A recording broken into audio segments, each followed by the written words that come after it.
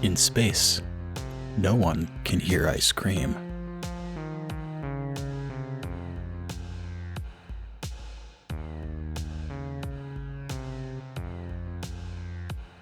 Okay, I've collected myself. I've collected myself. I've collected we need to evacuate. Okay, there needs to be a ship-wide evacuation. Leave what you're doing. We've got a big time trouble. Okay, everybody, let's meet in the food court. Let's count heads. Make sure we're all okay, okie dokie, and then let's get out of here. All right. I flip a dark side point. Oh no. As you get to okie dokie, you see around the corner in those what are now the bright lights of this place, two people just quickly move around the corner, both of them thin and both of them fast. It's the Verpine and the Mon Calamari. Oh no. And as they turn around the corner, they see you. Okay. And they start moving towards you. This is quickly. This is exactly what I was talking about. I think our first instinct is run, maybe into a room that looks secure nearby, and try to close and lock the door. Yeah. What is the room nearby? What is the nearest room to you? Well, if is it the med bay or is it something else? Oh, not the med bay. That place was spooky enough. Yeah, I mean, it probably would be right next to the med bay. How about this? It's the air handler. It's an AC. It's the environmental air distributor. Yeah. So yeah, the two of you duck into the closest room and close the door. It swoops closed from the ceiling, and there's a little window in it. And as you get in there, you see the faces of these two people get close, and their hands sort of scratch at the window. Those big webbed palms of the Mon Calamari. As you are now close to these two, you can see them. Well, you can see the Mon Calamari sweating profusely, leaving traces of whatever that sweet stuff was on the glass of the window. Oh no. Okay, Tyver. I think I may have just put everybody on a buffet line. As it were. I've told everybody to meet in one place, which means they're all just right there. We've got to find a way out of here, and we've got to find a way to... we got to get out of here. We just got to get out of here, Tyver. The hologram of the Mon Calamari said that there was something we could do besides just run.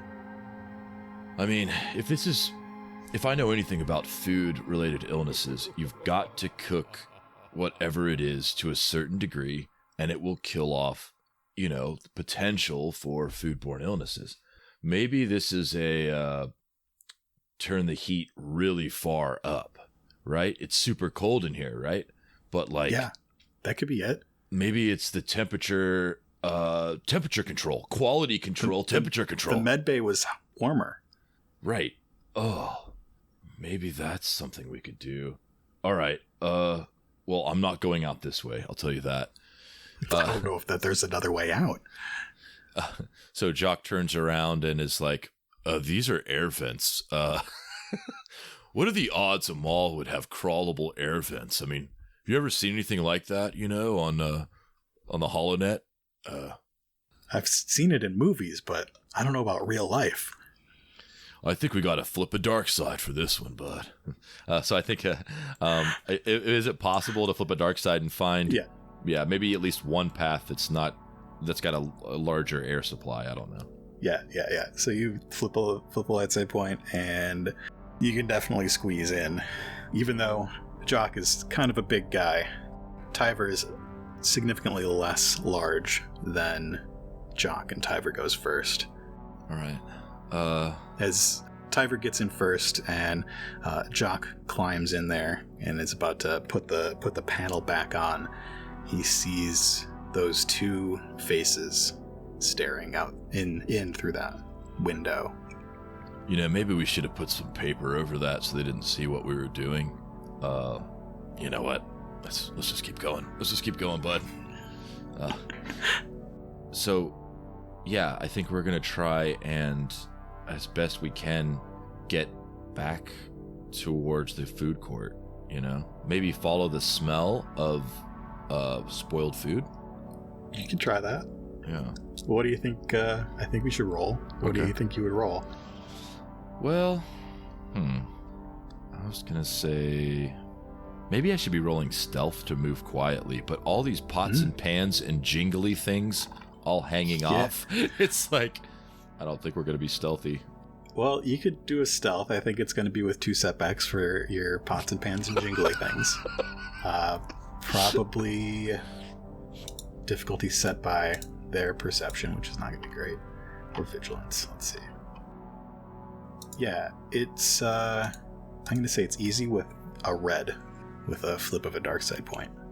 So it would be 1 red stealth check, if you wanted to do that. Yeah, I'll do that.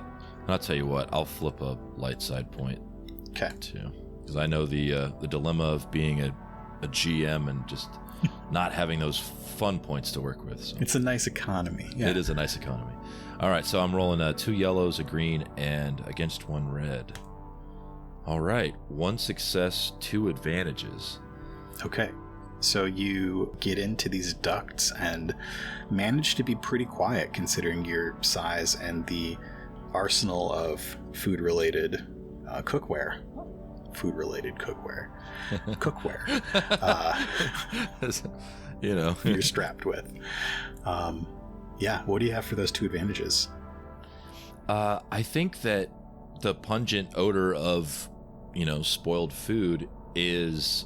It's literally like a trail that Jock can see, and it's like, okay, left here, right there. Oh, it's really strong now. And just sniff in the air, and then essentially at some point just drops straight down into the cafe restaurant that they were searching around for inventory in earlier. Whoa. Gus is right there. Where have you 2 been? I'll be honest with you, man. Did you hear our announcement? Because they're... Yeah, everyone thinks it's a joke. Oh, good. Oh, sometimes my voice comes across as a little bit, nonchalant, so to speak, but, I did say emergency like 3 times. You also said, I think, okie dokie? I don't know, man. I'm just trying to spitball here. Like, maybe Tyver should have given the announcement. We're in real danger. There's a Mon Calamari looking all frail, and he's got wild eyes. He's just running around, and he's there's got like rhubarb. He's trying to feed people like rhubarb something or other, and then he infects another this Verpine, and then the Verpine walks away. He's gonna go do some stock stuff. Next thing you know, he's back. The Mon Cal, they're together, and then like we're climbing through air vents. We've got to get out of here, and look, we've got to try and save some of these people too. This is. I say we just leave the supply, and just light the ship on fire as we fly away. What do you think? I paid for this stuff though. We did. Okay, but maybe not blow up the ship, but maybe we could isolate it, or we could figure something out. Gus, are the external comms working? I mean, where'd you figure out the internal where'd you get the power on and stuff? I just found a room.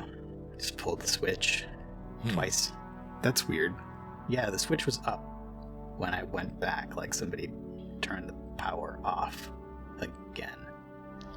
Okay, so this is all starting to make a little bit of sense to old Jock here. All right. Is it? Yes, and I'll explain why briefly and carefully. Here we go. So, I think that there's a temperature issue.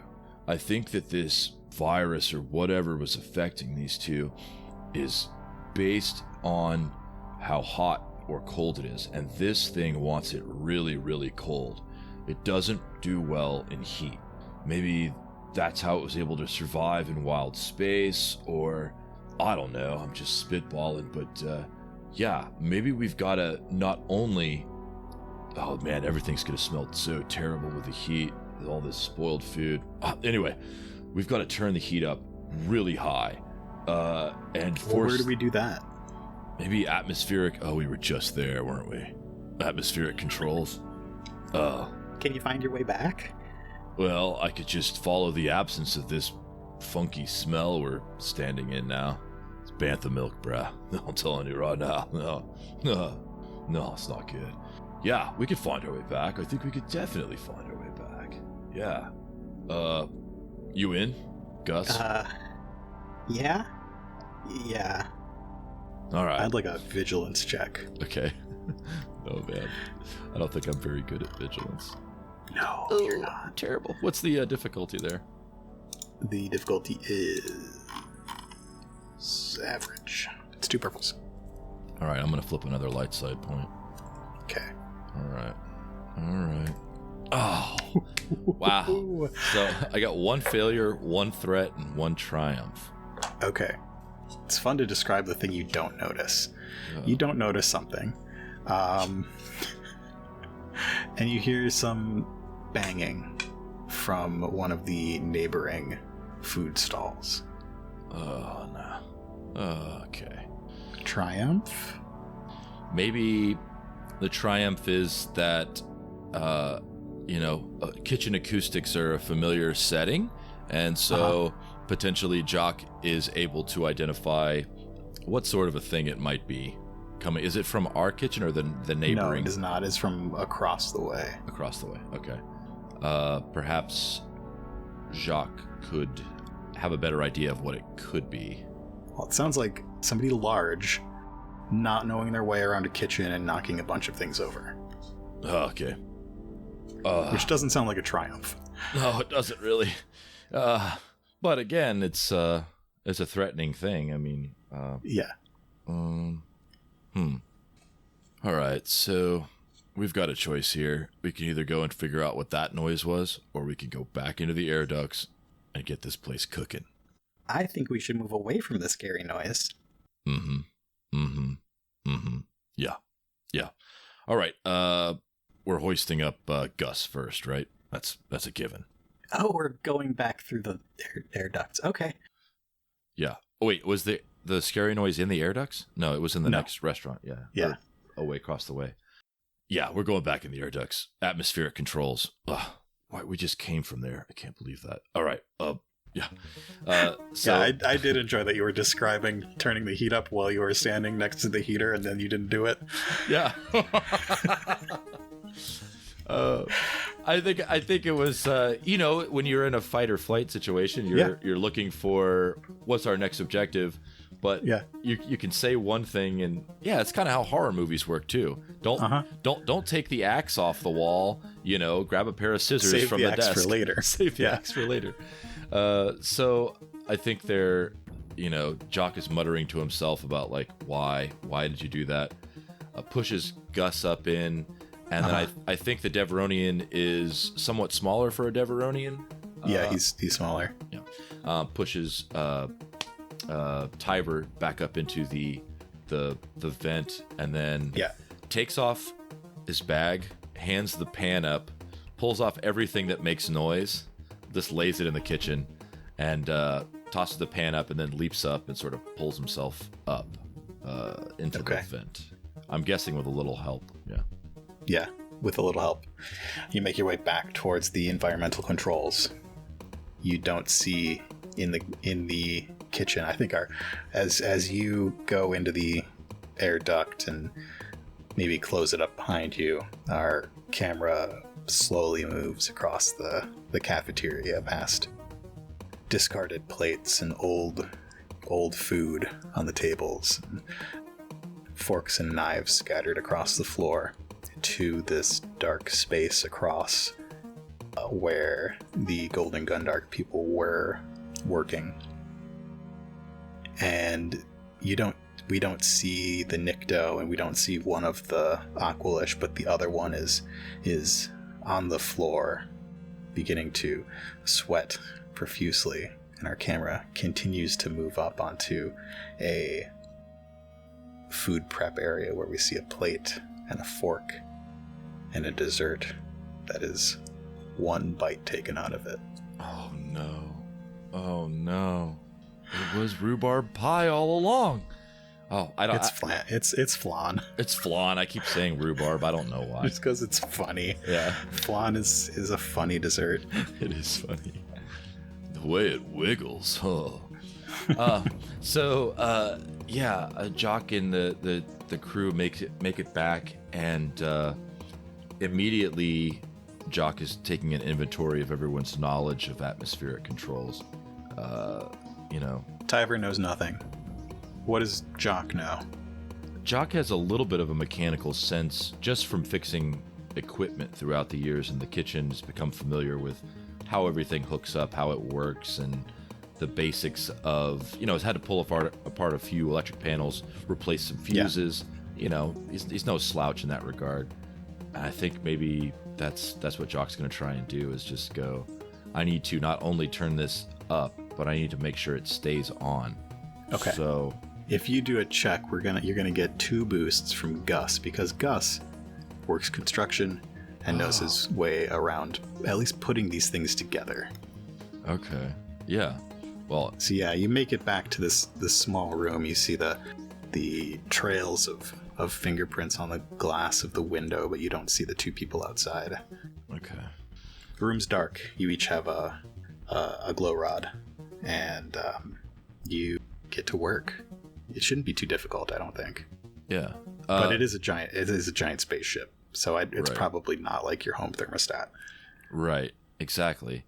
That's what I was thinking, is that we even sort of jury rig it to where it's able to exceed normal limits for atmospheric controls. I mean, we could at least try and see if it works or not, All right. If you're going to try and make it exceed its normal stuff, exceed its normal parameters. It's going to be hard. Okay. I'm going to flip my last light side point because I think this is really important. So we'll wound up with a final pool of 2 yellow, 2 blue, and 3 purple. All right. Oh, yeah. Hey, 3 successes. 3 successes. Awesome.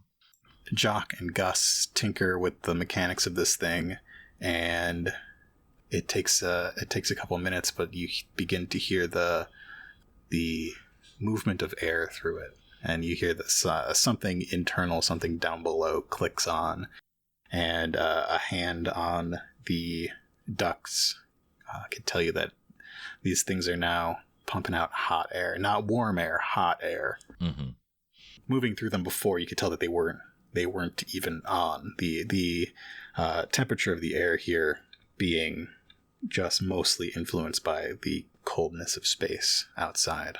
But now hot air begins to pump through the veins of the spaceship.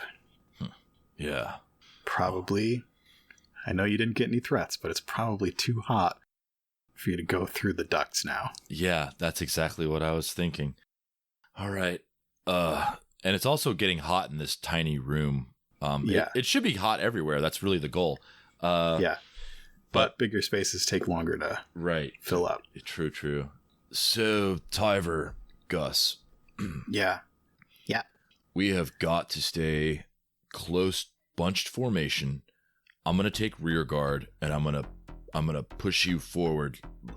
Not like sled dogs, but you're going to be in front of me, and I'll yell left, right, and we'll just run. I think Do you know where you're going? We kind of got lost coming here. We did several times. But I think I've got a general idea. Wait, Gus, you know where the power supply is, right? We need to. I don't know where we are. Well, we're right across from the infirmary. Hold on. We've got the info on our data pads. Oh, that's true. Yeah. You pull out a data pad with a floor plan that looks mostly accurate. Okay. Let's see. Yeah. You're not going to believe this. It's left, right, left, right, and then down 3 floors. Is that right? Does that make sense? Left, right, down 3 floors? Mm-hmm. Okay. All right. 3, 2, 1. And Jock punches the door controls, and they whooshes open. It's met with slightly colder air and like just the heat of this room and the open vents and everything. It just like pours out into the hallway. all right, let's go. And they take off running and sort of follow that general pattern. Yeah. What do they see? What does this look like? As they go, it's still mostly cold. They hit pockets of hot air here and there. You see stuff on the walls. You see those like streaky fingerprints and crumbs of stuff here and there. And you can tell that those two, the Verpine and the Mon Calamari, have been through here. And you hear down one of the halls, as you turn right, you hear down the left that a shout and the sounds of things hitting other things, maybe like a body hitting a wall or something like that. Do you keep going? Oh, I think Jock is, because any passionate cook will tell you that there's a certain level of compassion that's involved in great cooking. You really want to delight people, and I think Jock is one of those. He's on his way to being a great chef, and so he's torn because he thinks maybe I can help this person, or maybe the best way to help them is to make sure that the power stays on. We've already rigged the heater to remain at its hottest. Now let's go make sure the power stays on and test our theory about whether or not heat is actually the thing or not. But maybe a quick glance wouldn't hurt. I think Tyver hesitates at the crossroads, and maybe Jock does too, as they hear these sounds coming from down the hall. All right, I think it's Tyver. You thinking what I'm thinking, bud? I don't know if I am. I mean, if this is somebody in distress, I guess we're all in distress at this point. Turn that heat way up. Jock adjusts his collar as sweat begins beating up in a familiar way around his. He's wearing this undershirt now, and all right, what do we? Rock, paper, scissors, or? Because I think we got to secure the generator room. We got to make sure that the heat stays on. I mean, that's the theory, right? That heat's the. Yeah, and we're wasting time talking. We are. Let's just go take a peek. Let's see what's going on. If it's bad, we get out of there. We go to our original spot. Gus, looking a little freaked out, says, "Are you sure?" Yeah. Yeah. Come on. And I gotta come with you, I guess. Okay. And the three of you turn around this corner to this scene. I'm picturing a Renaissance painting of like stark lighting of this load lifter holding up a Mon Calamari, keeping them with their grasping hands reaching out in slow motion toward it. The Verpine running around the edge towards the Duros, who is dropping handfuls of whatever they're salvaging. You can see that with them now there is a familiar Nikto. Their eyes sort of glossed over, their skin pasty and sweating, reaching for another of the Duros who are in this section, pinning them against the wall, force feeding them flan.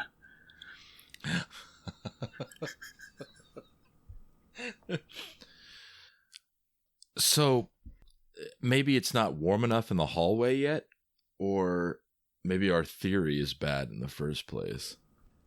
It's probably just not warm enough, and I don't think there's much we can do here. Yeah, if Mr. Chamras is one of them, chances are the Aqualish are too. Yeah, you raise a good point. Let's secure the generator room. Let's make sure the power stays on, and if our theory doesn't work, we can always just die of heat stroke, I guess. Which would be not a great way to go, I know, but it is a way. It's better than eating flan, I'll tell you that right now. So Jock's like, come on, and they take off back down the hallway, just racing for the generator room, and I think they're gonna seal themselves in there again. There's such diversionary tactics where I'm like, do I want to engage with this exquisitely terrifying painting of of a nightmare, or do I want to go hide in a room? Which is I'll go hide in the room. You get down 2 sets of stairs. You make your right, left, 2 sets of stairs, and standing at the bottom in a long hallway, as I flip a dark side point, there are 2 large Aqualish. They're standing there backlit, and you hear them. Come join us. Partake in the flan. Oh no. There's Be one with us. The flan gear. All right. I've put up with a lot today. Gus, Tyver, you have too. There's one thing I won't put up with, and that's forcing someone to eat something they're not excited about. That they're not. I don't even like flan. I don't like flan either. That's why we're best friends. That's why we're friends at all. All right, Gus. Do you have any weapons, Gus? Do you have anything at all? Oh man, what did Gus take? You tell me what Gus took from the kitchen. Maybe a meat tenderizer.